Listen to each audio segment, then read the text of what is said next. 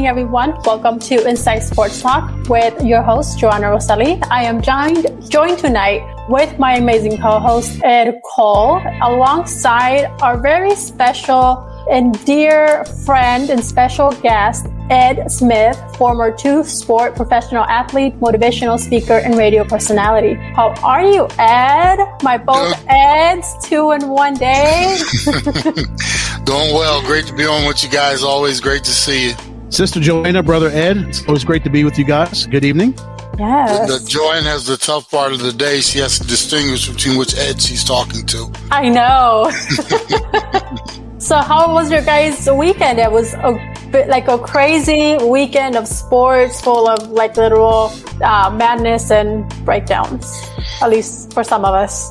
Yeah, I had a great, the March Madness is always sad to see the last weekend and exciting at the same time. It's one of those things that, it's like, just like with the NFL season, when you finally get to the Super Bowl, you get the big game, but then it's like over, and this weekend was great. You get the first weekend, the second weekend, and I don't know about you guys, but I love how they patterned it this year with the playing games on Thursday, then Friday, Saturday, Sunday, Monday, and then the same thing the following week. It was kind of nice to have the basketball spill into the following week instead of ending on the weekend. But this past weekend was unbelievable. Obviously, we'll get into talking about the games and everything, but I had a ball. It was, it was total madness that came to an end. Yes. So Ed, Joanna and I hung out on Saturday night over at Twin Peaks in Scottsdale to watch UCLA and Gonzaga. And brother, let me tell you, Joanna put on a show. I saw a side of Joanna I had never seen before. And I wish you were there. I wish you and PLR were there to see her go through so many emotions, so many ups and downs. And then, of course, the way the game ended, she absolutely lost her. You know what? We'll keep it we'll keep it family friendly. But it was box office worthy to see Joanna just go off from second to second. It was hilarious. I would actually paid to see that. I know what it's like to be there, and that buzzer beater a few years ago, I think it was Villanova who beat us, North Carolina. So I've been there on both sides of it. And also, on the good side when Luke May hit the shot against Kentucky 2 or 3 years ago, whatever it was. So been there, done that. And I feel your pain, Joanna. It's rough. It's rough. It's going to hurt a little bit once we get into it. I'm not going to lie. So don't be surprised if some tears come rolling down the cheek. But yes, it was a full weekend. We had baseball. We had opening day as well. Although opening week, we're moving on to that. And soon we'll have the Diamondbacks come and do their home run opener here. We had March Madness come to an end, and we also had the holiday, Easter, Passover, whichever it is that you celebrate, for those that do celebrate it too. So it was a jam-packed weekend for sure. Oh yeah, it was a good weekend. I had a good church today. We had a good service, and it was great. Like you said, great way to end up the weekend. And then of course we had Monday night's game that Joanna was Yep. Her face tells it all, folks. Oh, by the way, Facebook, we are streaming live on my Facebook and Twitter pages. So if you guys want to drop some comments to Ed and Joanna and I, we'll chop it up with you. But we are live on Facebook and Twitter, Ed, if you did not know. Those are social media things that we do to promote ourselves. I know you're big on Facebook. I just wanted to know if you knew about Twitter. I know there's this little thing out there that people are using, but yeah. One of these days I'm going to get involved with it. He does like once a month tweets on Twitter. He's working on it. Oh, proud of you, bro.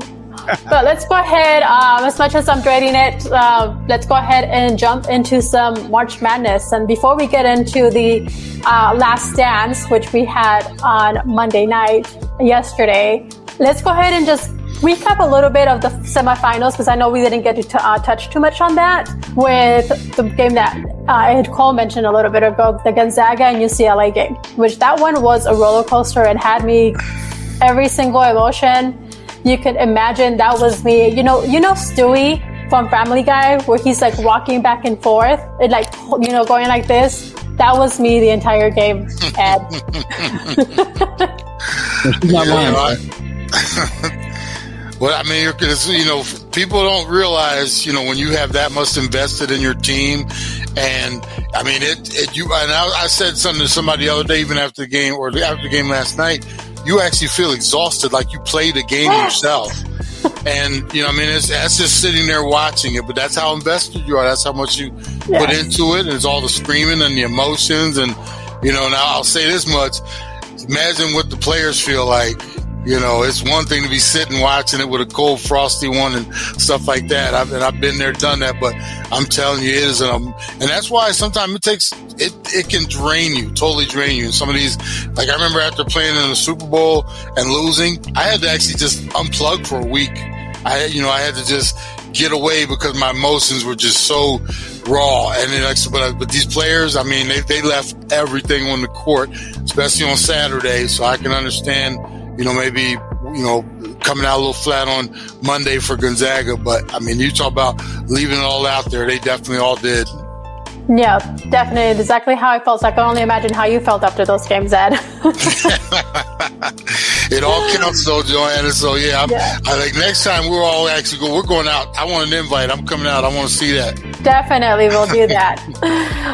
But we saw UCLA and Gonzaga. That was exactly a game that we totally thought of, what we expected it to be.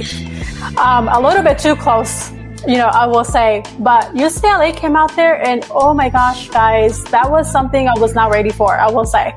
So what was your take on UCLA and just the game overall, Ed Smith, with Gonzaga and UCLA? I think we saw from UCLA what typically happens in these tournaments. It's not, regular season. Once the tournament starts, you can throw everything out the window. It's a 6 or 5 game stretch. For UCLA, it almost turned out to be a 6 game stretch because they played in the play-in game, which gave them a little momentum. You play against a top rated team like, Michigan State, you get everything rolling.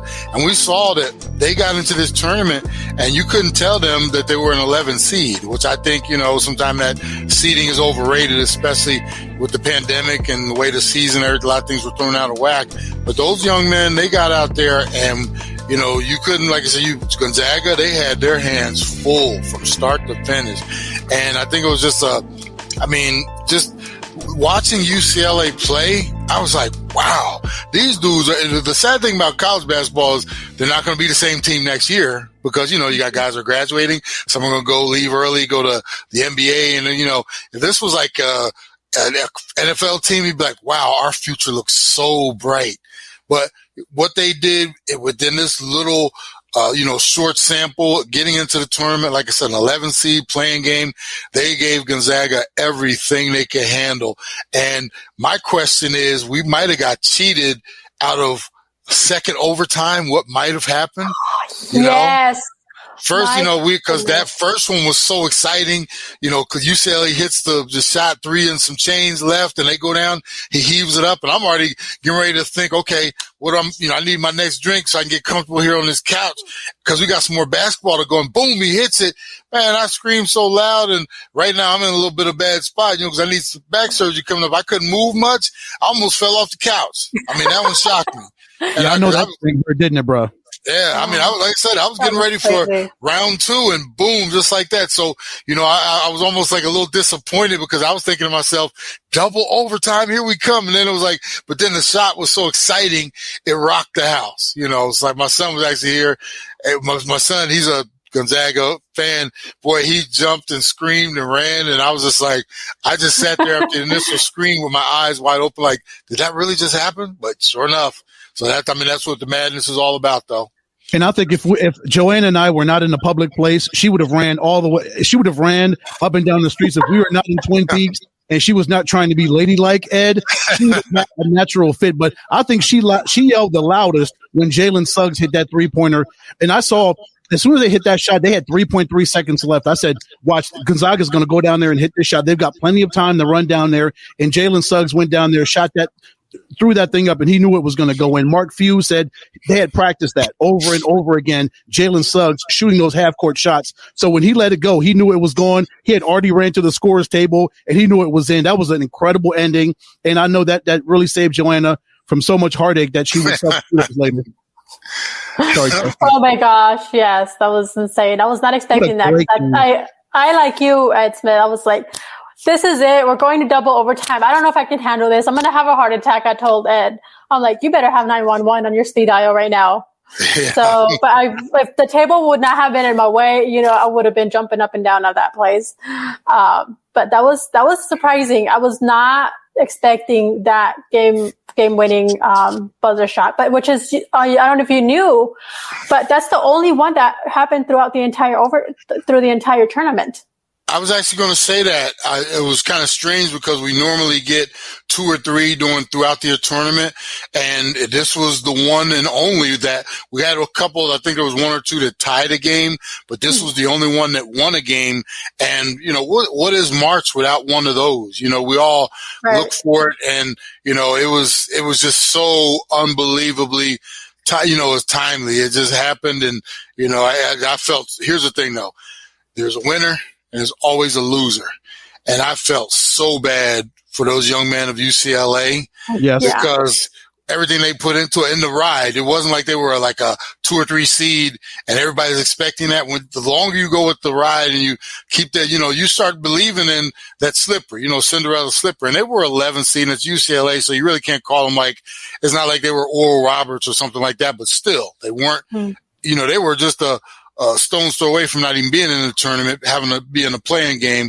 So when that shot hit and then the immediate hit to the gut, it's oh my God, felt so bad for the UCLA kids, but somebody has to win and somebody has to lose. And thank goodness this time around, Joe, it was your team that won. Yes, at least one of the two, but we'll get into that in a minute. And then on the other thing too that I noticed, that was a game that's like the perfect basketball game that you could play or that you would want to see, because it was just the perfect defense, the perfect offense on both ends. In my opinion, I know you, Ed Cole and I talked about it, but what about you? My other Ed?